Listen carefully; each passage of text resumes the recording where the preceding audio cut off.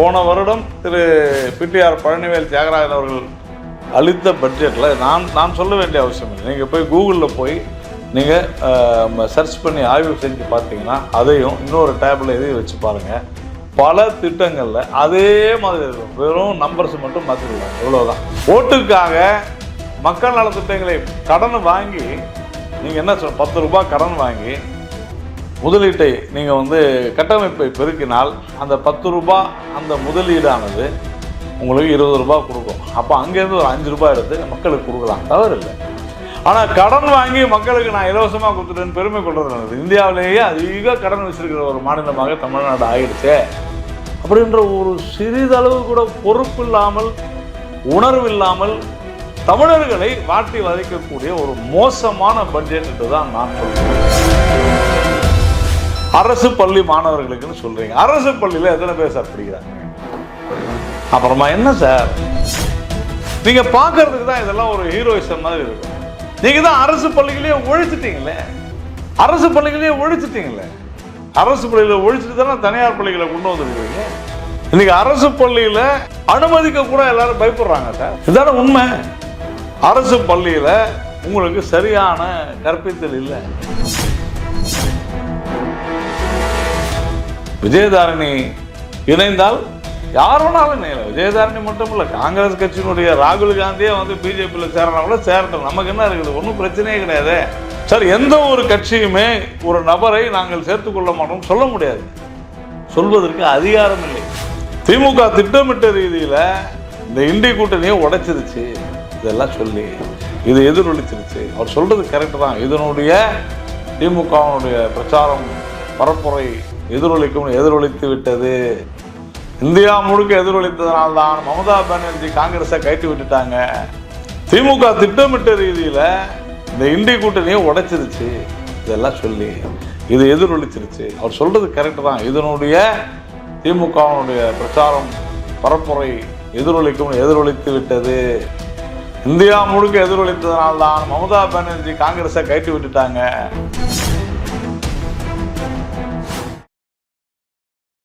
TNS24 digital நேயர்களுக்கு வணக்கம். இன்று நேர்காணலில் நம்முடன் இணைந்திருப்பவர் பாரதிய ஜனதா கட்சியின் மாநில துணைத் தலைவர் திரு நாராயண திருப்பதி அவர்கள். வணக்கம் சார். வணக்கம் சார். இப்போ இந்த பட்ஜெட் 2 நாளாக நேற்று பொது பட்ஜெட், இன்னைக்கு வேளாண் பட்ஜெட்லாம் நிறைவேற்றிருக்காங்க. ஆனால் நீங்க ஏமாற்றம் அளிக்கும் பட்ஜெட்டா இருக்குன்னு சொல்லிட்டு கருத்துலாம் தெரிவிச்சிருக்கீங்களே சார், என்ன காரணம்? இல்லை, இது ஏமாற்றம் அளிக்கும் பட்ஜெட்டுன்னு சொல்றத விட இந்த பட்ஜெட்டில் எதுவுமே இல்லை அப்படின்னு தான் சொல்லணும். இந்த பட்ஜெட்டை பொறுத்தவரையில் தமிழ்நாடு நிதிநிலை அறிக்கை என்பது ஒரு அறிக்கையாகத்தான் இருந்ததே தவிர இதில் உண்மையிலேயே மக்களுக்கான திட்டங்களோ அல்லது எதிர்காலத்திற்கான திட்டங்களோ எதுவுமே இல்லை. ஒரு நிதிநிலை அறிக்கை என்பது நாம் என்ன செய்தோம் என்பதை, என்ன செய்ய போகிறோம், என்ன செய்து கொண்டிருக்கிறோம் என்பதை விளக்க வேண்டும். ஆனால் சென்ற வருடம் இவர்கள் சொல்லியிருக்கக்கூடிய பல திட்டங்களில் எல்லாமே காப்பி பேஸ்ட். போன வருடம் திரு பிடிஆர் பழனிவேல் தியாகராஜன் அவர்கள் அளித்த பட்ஜெட்டில் நான் சொல்ல வேண்டிய அவசியம் இல்லை. நீங்கள் போய் கூகுளில் போய் நீங்கள் சர்ச் பண்ணி ஆய்வு செஞ்சு பார்த்தீங்கன்னா அதையும் இன்னொரு டேபில் எதையும் வச்சு பாருங்கள். பல திட்டங்களில் அதே மாதிரி இருக்கும், வெறும் நம்பர்ஸ் மட்டும் மாற்றிருக்கிறாங்க, இவ்வளோதான்.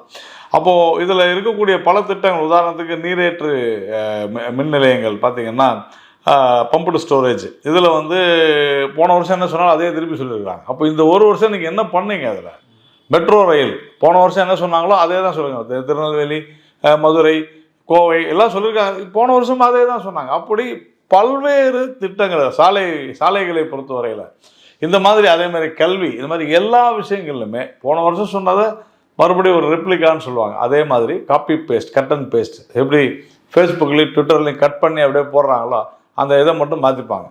இது மாதிரி இது ஒரு ஏமாற்றம் அளிக்கக்கூடிய, மக்களை வதைக்கக்கூடிய ஒரு பட்ஜெட்டாக தான் பார்க்கிறேன். என்று சொன்னால் இதில் குறிப்பாக ஒரு அரசாங்கம் கடன் வாங்குவதில் பெருமை கொள்ளக்கூடாது. கடன் வாங்கலாம், கடன் வாங்க வேண்டும், அதில் ஒன்றும் சந்தேகம் இல்லை. கடன் வாங்கலாம், ஆனால் அதில் பெருமை கொள்ள வேண்டிய அவசியம் இல்லை. கடன் வாங்கினால் என்ன செய்யணும் அப்படின்னு சொன்னால், உங்களுடைய கட்டமைப்புகளை பெருக்க வேண்டும். கடன் வாங்கி கட்டமைப்புகளை பெருக்குவதன் மூலமாக சொத்துக்களை பெருக்க வேண்டும். அப்படின்னா என்ன ஆகும்? கட்டமைப்புகள், இன்ஃப்ராஸ்ட்ரக்சர் பெருகினா தொழில் முதலீடுகள் வரும். தொழில் முதலீடுகள் வந்தால் தொழிற்சாலைகள் வரும். தொழிற்சாலைகள் வந்தால் வேலை வாய்ப்பு பெருகும். வேலை வாய்ப்பு பெருகினால் தனி மனித வருவாய் அதிகரிக்கும். இதான் விஷயமே. அப்போது வருவாய் அதிகரிக்கும். அரசாங்கம் மேலும் நல்ல பல திட்டங்களை மக்களுக்கு கொடுக்கலாம். இதானங்க விஷயம், சாதாரண விஷயம். நான் பேசுவது என்பது எல்லோரும் புரிந்து கொள்ளக்கூடிய அளவில் நான் பேசுகிறேன். அப்போது அதற்கான திட்டம், அதுக்கு ஒரு உதாரணம் சொல்கிறேன். இந்த வருடம் இவர்கள் 45,000 கோடி அல்லது 47,000 கோடி இதற்காக, அதாவது இன்ஃப்ராஸ்ட்ரக்சருக்காக, கட்டமைப்புக்காக ஒதுக்கியிருக்காங்க. யார்? தமிழ்நாடு அரசு. சென்ற வருடத்தை விட 12% அதிகமாக ஒதுக்கி இருக்கிறது. இதே குஜராத் அரசு, இதற்கு இருந்தாலும் குஜராத்தை கம்பேர் பண்ணுறாங்கல்ல, குஜராத் அரசு இந்த வருடம் கடந்த ஆண்டை விட 29 விழுக்காடு அதிகமாக ஒதுக்கி இருக்கிறது.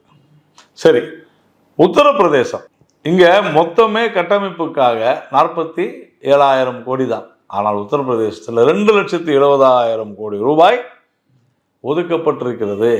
எதற்காக? கட்டமைப்புக்காக. நீங்கள் என்ன சொல்கிறீங்க? தமிழ்நாட்டில் நாம் என்ன பேசிக்கிட்டு இருக்கிறோம் அவ்வளோ நாளாக? தமிழ்நாடு முதன்மை மாநிலமாக இருக்கிறது, தொழிற்சாலைகள் இங்கே இருக்கின்றன. ஆனால் நம்மை தாண்டி செல்ல போகிறார்கள். நான் ஃபஸ்ட்டுன்னு இந்த இடத்துல சொல்லிக்கிட்டே இருக்கிறாங்க.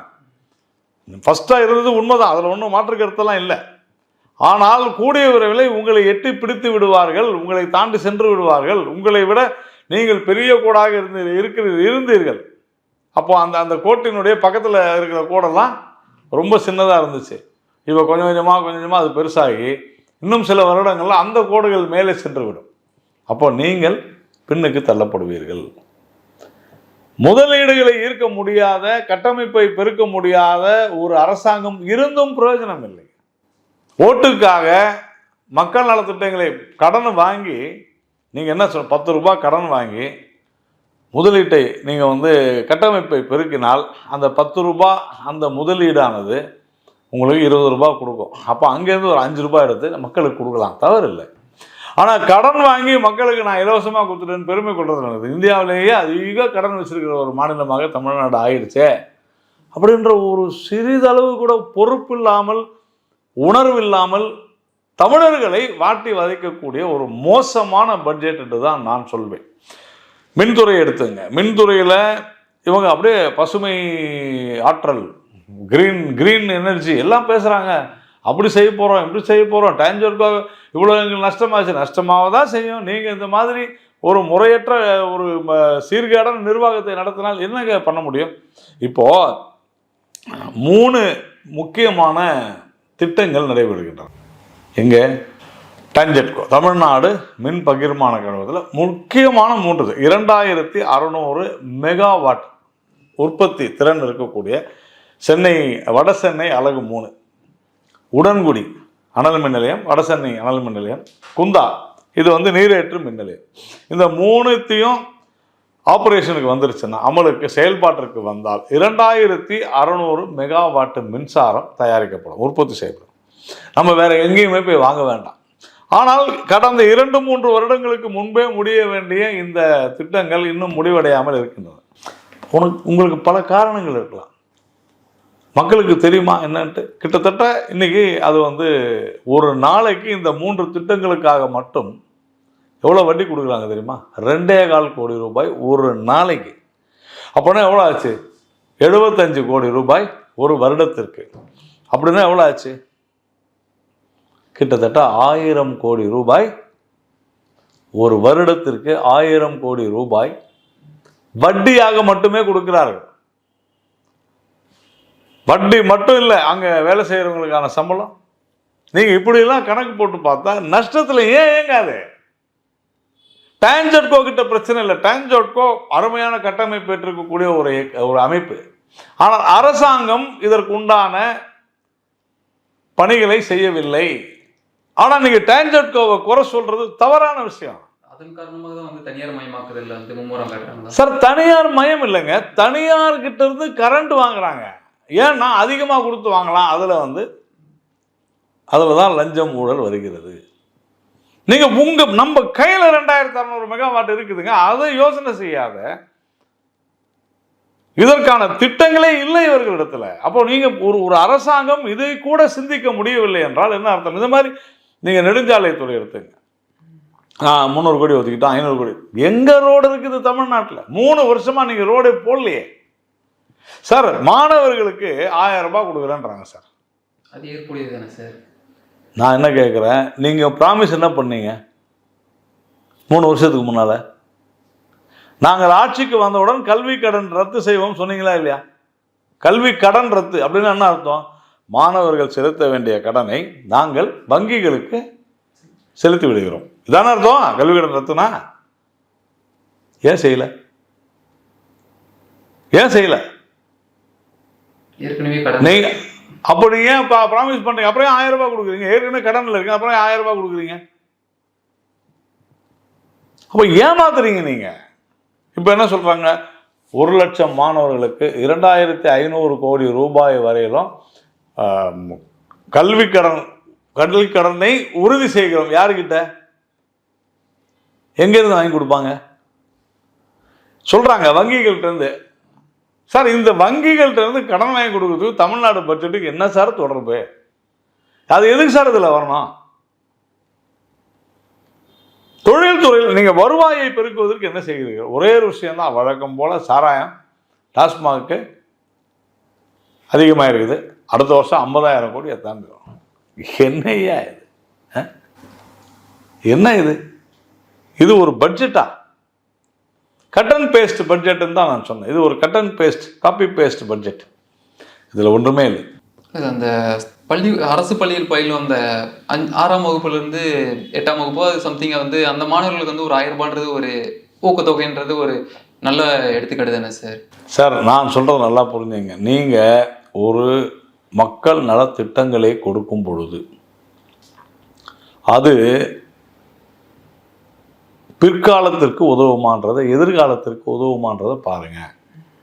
கட்டமைப்புக்கு நீங்க என்ன செய்ய போறீங்க? அரசு பள்ளி மாணவர்களுக்குன்னு சொல்றீங்க. அரசு பள்ளியில் எத்தனை பேர் சார் படிக்கிறாங்க நீங்க? அப்புறமா என்ன சார், நீங்க பார்க்கறதுக்கு தான் இதெல்லாம் ஒரு ஹீரோயிசம் மாதிரி இருக்கும். நீங்க தான் அரசு பள்ளிகளையே ஒழிச்சிட்டீங்களே. அரசு பள்ளிகளையே ஒழிச்சிட்டீங்களே. அரசு பள்ளியில் ஒழிச்சிட்டு தானே தனியார் பள்ளிகளை கொண்டு வந்திருக்கிறீங்க. இன்னைக்கு அரசு பள்ளியில் அனுமதிக்க கூட எல்லாரும் பயப்படுறாங்க சார். இதுதான உண்மை. அரசு பள்ளியில் உங்களுக்கு சரியான கற்பித்தல் இல்லை, குவாலிட்டி ஆஃப் எஜுகேஷன் தரம் இல்லை. அதை நீங்கள் இம்ப்ரூவ் பண்ணுறதுக்கு என்ன செஞ்சுருக்க அதை சொல்லுங்கள். எல்லாருமே காசு கொடுத்து நீங்கள் வந்து சமாளிச்சுருவீங்க. என்ன சார் இது நியாயம்? நான் காசு கொடுத்துட்டேன், அவ்வளோதான், முடிஞ்சு போச்சு. ஏன் அந்த பள்ளிகளை நீங்கள் தரமான ஒரு கல்வியை கொடுப்பதற்கு என்ன முயற்சி எடுத்துருக்கா சொல்லுங்கள்? ஒன்றும் இல்லையே. இப்போ காங்கிரஸ் எம்எல்ஏ விஜயதாரணி பார்த்தீங்கன்னா பாஜக இணைய போதா சில தகவல்லாம் வருகிறது. உங்களோட கருத்து என்ன சார்? தெரியல சார். யார் வேண்டுமானாலும் பாரதிய ஜனதா கட்சியில் இணையலாம். ஜனநாயக ரீதியான கட்சி. இதில் அவங்க இணையிறாங்களா இல்லையான்றது அவங்கள்ட்ட தான் போய் கேட்கணும். எங்களுக்கு அதை பற்றி ஒன்றும் தெரியாது. விஜயதாரணி இணைந்தால் யார் வேணாலும் இணையலாம். விஜயதாரணி மட்டும் இல்லை, காங்கிரஸ் கட்சியினுடைய ராகுல் காந்தியே வந்து பிஜேபியில் சேரலாம் கூட சேரட்டும், நமக்கு என்ன இருக்குது? ஒன்றும் பிரச்சனையே கிடையாது சார். எந்த ஒரு கட்சியுமே ஒரு நபரை நாங்கள் சேர்த்துக்கொள்ள மாட்டோம் சொல்ல முடியாது, சொல்வதற்கு அதிகாரம் இல்லை. அதனால் யார் வேணாலும் இணையலாம் சார், அதில் என்ன இருக்குது? ஆனால் அது அவரவர்களுடைய விருப்பம். அவங்க ஒரு 3 டைம் எம்எல்ஏவாக இருக்கிறாங்க. அப்போனா அவங்களே வராங்கன்னு யூகமா இல்லை வந்து யாராவது கண்டுபிடிச்சி சொன்னாங்களான்னு நமக்கு தெரியாது. ஆனால் நமக்கு அது குறித்து தகவல் இல்லை சார். சமீபத்தில் பார்த்தீங்கன்னா தமிழ்நாடு காங்கிரஸ் கட்சி தலைவர் வந்து சேஞ்ச் பண்ணியிருக்காங்க. KS அழகிரிட்டு இருந்து செல்வ பெருந்தகை வந்து மாட்டியிருக்காங்க. தேர்தல் நேரத்தில் சரியான முடிவு தான் வந்து காங்கிரஸ் தலைமை எடுத்திருக்குன்னு நினைக்கிறீங்களா? அவர்களுடைய உட்கட்சி விவகாரத்தில் நான் ஒன்றும் பேசுவதற்கு இல்லை. தவிர ஒருவர் பதவியேற்றிருக்கிறார், அவர் குறித்து தனிப்பட்ட விமர்சனங்களை எதுவும் வைப்பதற்கும் நான் தயாராக இல்லை. அவங்க கட்சி நல்லதோ கெட்டதோ அது அவர்களைத்தான் சாரும். நமக்கு அது குறித்து கவலை இல்லை. நாடாளுமன்ற தேர்தலில் பாஜக வந்து எத்தனை தொகுதியில் போட்டியிட போது, கூட்டணி விவகாரம் எப்படி சார்? பாரதிய ஜனதா கட்சி கடந்த 3-4 வருடங்களாகவே அனைத்து தொகுதியில் 39 தொகுதிகளுக்கான வேலையை துவங்கிவிட்டது, பணிகளை துவங்கிவிட்டது. அங்கங்கே நம்முடைய தொண்டர்கள், நம்முடைய கட்சியினுடைய நிர்வாகிகள் மிக சிறப்பான பணியை ஆற்றிக்கொண்டிருக்கின்றனர். விரைவில் கூட்டணி எந்தெந்த கட்சியெல்லாம் கூட்டணியில் சேருது, தேசிய ஜனநாயக கூட்டணியில் விரைவில் முடிவாகும். அதனால் அது ஒன்றும், நாங்கள் எல்லாவற்றுக்குமே தயாராக இருக்கிறோம். திமுகவின் பரப்புரை பார்த்தீங்கன்னா இந்தியாவின் வடக்கிலும் வந்து எதிரொலிக்கிட்டு முதலமைச்சர் ஸ்டாலின் சொல்றாரு. உங்களோட கருத்து என்ன? அதான் எதிரொலிச்சிருச்சு. சனாதனம் எதிர்ப்பாக கருத்து சொன்ன உதயநிதினால இன்னைக்கு இந்தி கூட்டணி எங்க போச்சுன்னு தெரியலையே. திமுக இருக்குல்ல சார்? இருக்கட்டும், இண்டி கூட்டணி இல்லையே. திமுக திட்டமிட்ட ரீதியில் இந்த இண்டி கூட்டணியை உடைச்சிருச்சு, இதெல்லாம் சொல்லி இது எதிரொலிச்சிருச்சு. அவர் சொல்றது கரெக்டு தான். இதனுடைய திமுகவினுடைய பிரச்சாரம் பரப்புரை எதிரொலித்து விட்டது. இந்தியா முழுக்க எதிரொலித்ததனால்தான் மமதா பானர்ஜி காங்கிரஸை கைட்டு விட்டுட்டாங்க, அரவிந்த் கெஜ்ரிவால் தூக்கி எரிஞ்சிட்டாரு, நிதிஷ்குமார் ஒரேடியா பிளந்துட்டாரு. தொடர்ந்து இது நடைபெற்று எங்கே பார்த்தாலும். சார் இது எப்படி சார் சாத்தியமாகும்? நீங்கள் கேரளாவில் கம்யூனிஸ்ட் காங்கிரஸை மிக படு கேவலமான கட்சின்னு திட்டுறாங்க. காங்கிரஸ் கேரளாவில் கம்யூனிஸ்ட் கேரளாவை அழித்து விட்டதுன்னு பேசிக்கிறாங்க. பக்கத்து தொகுதியான கோயம்புத்தூர்ல வந்து பிரச்சாரம் மக்கள் ஏற்றுப்பாங்க. இந்தியா வந்து இந்தி கூட்டணி எப்போ வந்து வெற்றி பெறுதோ அப்போ வந்து இந்தியா நாள் வெற்றி பெறும் அப்படின்ட்டு கனிமொழி சொல்றாங்களே சார், இதுக்கு உங்களுக்கு விளக்கம் என்ன சார்? அவங்களுக்கு இந்தியா நல்லா இருக்கக்கூடாதுன்னு நினைக்கிறாங்கன்னு அர்த்தம். இது இந்தி கூட்டணி எப்படி ஜெயிக்க போகிறது அவங்களுக்கு தெரியும். இந்தி கூட்டணி வெற்றி பெற்றால் இந்தியா நாள் வந்து வெற்றி பெறும், அப்போ இந்தியா வெற்றி பெறக்கூடாது அப்படின்ற எண்ணத்தில் இருக்கிறாங்க அவங்க தான் அர்த்தம். ஏன்னா சாதாரண ஒரு அரசியல் தெரியாதவர்கள் கூட இன்றைக்கு நாடி துடிப்பை பிடித்து பார்த்தால் மிக தெளிவாக தெரியும். பாரதிய ஜனதா கட்சியுடைய தேசிய ஜனநாயக கூட்டணி 400 இடங்களை பெறப்போகிறது என்பது எல்லாருக்குமே உலகறிந்த விஷயம். கனிமொழி உலக விவரம் அறிந்தவர் தான், அதில் ஒன்றும் சந்தேகம் இல்லை. நான் அவரை பெரிதும் மதிக்கிறேன். அவர் பூடகமாக சொல்லியிருக்கிறாங்க, இந்தி கூட்டணி தோற்கும், இந்தி கூட்டணி போயிடும், தெளிவாக அதுதான் அவங்க சொல்கிறாங்க. அதாவது முதலமைச்சர் ஸ்டாலின் சொல்றாரு, தெற்கு வந்து வளர்கிறது, வடக்கிற்கும் சேர்த்து வந்து தெற்கு உதவுகிறது அப்படின்னு சொல்றாரு. தென் மாவட்டங்கள் அப்படி என்ன வளர்ச்சி கண்டிருக்குன்னு நினைக்கிறீங்க சார்? தென் மாவட்டங்களை கடந்த 40-50 ஆண்டுகளாகவே தென் மாவட்டங்கள் புறக்கணிக்கப்பட்டு வருகின்றன. கன்னியாகுமரியில் துவங்கி திருநெல்வேலி, தூத்துக்குடி தவிர திருநெல்வேலி, ராமநாதபுரம், விருதுநகர், சிவகங்கை, பெரம்பலூர், அரியலூர், இப்படிப்பட்ட மாவட்டங்கள் அனைத்துமே, விழுப்புரம் உள்ளிட்ட அனைத்து மாவட்டங்களுமே புறக்கணிக்கப்பட்டு வருகின்றன என்பதில் யாருக்குமே மாற்று கருத்தே இருக்க முடியாது. தொழில் வளர்ச்சிக்காக அங்கே எதுவுமே செய்யவில்லை. சில ஆய்வுகள் ஏன் இந்த மாவட்டங்களில் வந்து வளர்ச்சி இல்லை என்று சொல்கிறார்கள் என்றால், இங்கு எல்லாமே ஜாதிய ரீதியான பிரச்சனைகள் அதிகமாக இருக்கின்றன. ஒரு ஆய்வின் அடிப்படையில் நான் சொல்கிறேன். ஜாதியை ஒழித்து விட்டதாக சொல்லக்கூடிய தமிழகத்தில் இருக்கக்கூடிய கட்சிகள் இதை உணராமல் இருப்பது தான் பிரச்சனை. அதனால் தொழில் முதலீடு செய்வதற்கு அஞ்சுகிறார்கள், இதுதான் உண்மை. ஆனால் இதையெல்லாம் கலைந்து ஏதாவது செய்ய முடியுமா என்றால் இல்லை. ஒரு பதட்டமான சூழ்நிலை, ஜாதி ரீதியான மத ரீதியான பிரச்சனைகள் உருவாகும், அச்சப்படுகிறார்கள். நீங்கள் உதாரணத்திற்கு ஸ்டெர்லைட் விவகாரத்தை எடுத்துங்க, என்ன நடந்துச்சுன்னு. கன்னியாகுமரியில் இன்றைக்கும் எந்த ஒரு மிகப்பெரிய முதலீடும் வருவதில்லை. கன்னியாகுமரி தான் தமிழகத்தினுடைய பணக்கார மாவட்டம், அது வேறு விஷயம். ஆனால் வருவாய் ஈட்டக்கூடிய நிலையிலே இல்லை. நீங்கள் ஒட்டுமொத்தமாக தெற்கே நாகப்பட்டினம் ஆகட்டும், தஞ்சாவூர் மாவட்டம் ஆகட்டும், இது எங்கேயுமே ஒரு வருவாய் ஈட்டக்கூடிய விஷயங்கள் எதுவுமே நடக்கலை. நீங்கள் திருச்சியில் பெல் இருக்குது, ஆனால் அந்த பெல்லுக்கு கடந்த 2 மாதங்களுக்கு முன்னால் முதலமைச்சர் ஸ்டாலின் சொன்னார், பெல் நிறுவனம்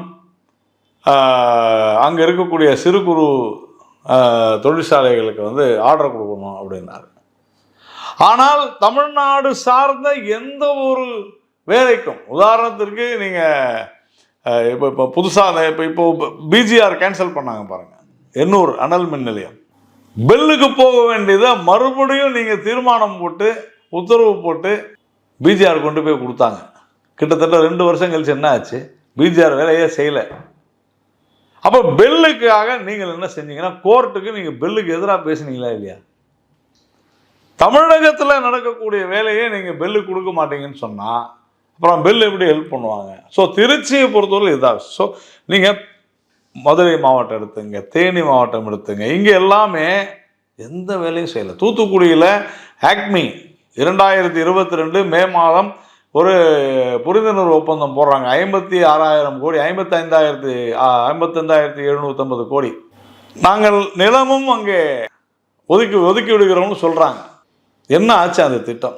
ஒரே நிறுவனம், கிரீன் அமோனியா திட்டம், என்ன ஆச்சு? அந்த புரிந்துணர்வு ஒப்பந்தம் ஏன் சரியாகலை? இது வரைக்கும் பதில் இல்லை. அந்த என்ன ஆச்சுன்னு நான் சொல்கிறேன், அது ஒடிசாவுக்கு போயிடுச்சு. உங்களால் ஒரு புரிந்துணர்வு ஒப்பந்தம் போட்டதை அமல்படுத்த முடியவில்லை. அங்கே ஃபர்னிச்சர் பார்க்க சொன்னீங்க, தூத்துக்குடியில் நீங்கள் சொன்ன எதுவுமே அங்கே நிறைவேற்ற முடியல. ஃபுட் ப்ராசஸிங் சொன்னீங்க, எதுவுமே வரல. அப்போ உங்களால் நிர்வாகம் செய்ய முடியவில்லை, முதலீடுகளை கொண்டு வர முடியவில்லை, தொழிற்சாலைகளை துவங்க முடியவில்லை, அதனால் வேலைவாய்ப்பு பெருகவில்லை, வேலைவாய்ப்பு பெருகாதால் தனிமனித வருவாய் அதிகரிக்கவில்லை. இதானே சார் உண்மை. நீங்கள் ஒரு கடந்த 4 வருட தனிமனித வருவாய் எடுத்து பாருங்கள். நீங்கள் தமிழ்நாடு முதல்ல இருக்கலாம், ஆனால் உங்களுக்கு பின்னால் இருந்தவங்களாம் உங்களை நோக்கி எப்படி முன்னேறி கொண்டு வருகிறார்கள்ன்றதை பார்க்கணும். தென் மாவட்டங்கள் கண்டிப்பாக புறக்கணிக்கப்படுகின்றன, அதில் எந்த சந்தேகமும் இல்லை. சட்டமன்றத்தில் பார்த்தீங்கன்னா ஒரே நாடு ஒரே தேர்தலுக்கு எதிராக வந்து திமுக தீர்மானம் நிறைவேற்றிருக்கிறது. உங்களோட பார்வை என்ன?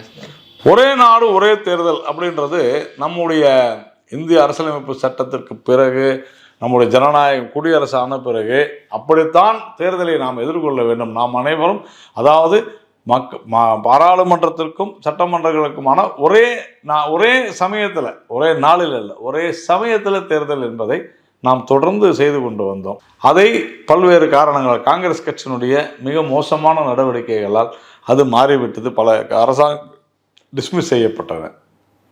இப்போ இது மாதிரி செய்கிறதுனால கால விரயம், நேர விரயம், பண விரயம், மக்களுடைய உழைப்பு, அரசு பணியாளர் உழைப்பு, அமைச்சர்கள், பிரதமர் போன்றவருடைய, முதலமைச்சர்கள் போன்ற உழைப்பு எல்லாமே அதில் போயிடுது.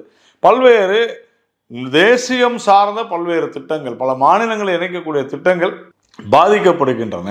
அதனால் 2 வருஷத்தில் முடிய வேண்டிய திட்டங்கள் 4 வருடங்கள் ஆகின்றன. அதனால் காஸ்ட் அதிகமாகுது.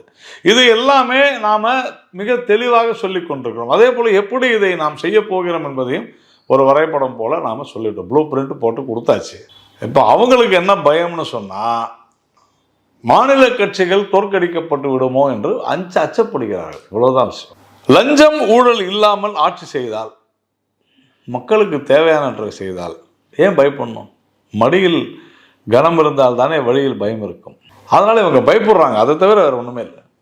இல்லை, அது ஒரு சரியான முடிவு தானே, ஒரே நாடு ஒரே தேர்தல்ன்றது. ஏன் திமுக மட்டும் அரசு இருக்கு? இப்போ அதிமுக நான் தான் அவங்க சொன்னேன், லஞ்சம் ஊழல் இதை எப்படியாவது செய்யணும் சார். தேர்தல்களில் தான் இப்போ மிகப்பெரிய லஞ்சமும் ஊழலும் செய்யப்படுகின்றன, முறைகேடுகள் செய்யப்படுகின்றன. பல ஆயிரக்கணக்கான கோடி ரூபாய் மக்களிடத்தில் அந்த அதிகாரத்தை கைப்பற்ற வேண்டும் என்பதற்காக பல ஆயிரக்கணக்கான கோடி ரூபாய் செய்யப்படுகின்றன, செலவு செய்யப்படுகின்றன. அவங்க மத்திய அரசு அதோடு தேர்தல் வந்தால் அந்த தேர்தலில் அகில இந்திய கட்சியான பாஜக வென்று விடுமோ, காங்கிரஸ் இல்லை இப்போ வென்று விடுமோ என்று அச்சப்படுகிறார்கள். இவ்வளோதான், வேற எந்த காரணமும் இல்லை. ஸோ மல்லிகார்ஜுன் கார்கே பார்த்தீங்கன்னா பாஜக வந்து ஒரு 100 தொகுதியில் தான் வெற்றி பெறும் அப்படின்னு சொல்றாரு. ஆனால் முன்னாடி பிரதமர் மோடி அவர்கள் சொன்னார் 400க்கு மேலே வந்துட்டு பாஜக வெற்றி பெறுன்னு. உங்களோட பதில் என்ன சார்? மல்லிகார்ஜுன் கார்கேக்கு பாவம், அவர் கட்சி அவங்க ஜெயிக்கணும். நான் எவ்வளோ ஜெயிப்பேன்னு சொல்லாத, இன்னொரு கட்சி இவ்வளோ தான் ஜெயிக்கணும். நான் என்ன சொல்லிக்கிறேன், 400 இடத்துல ஜெயிப்போம். நான் தெளிவாக சொல்கிறேன், கான்ஃபிடெண்ட்டாக பேசுகிறேன். எவ்வளோதான் விஷயம். பாவம் சார், அவங்களுக்கு ஒரு ஆசை, சொல்லிட்டு போட்டோம். தொடர்ந்து பேசுவோம். நேர்காணல் கொடுத்து நன்றி. நன்றி.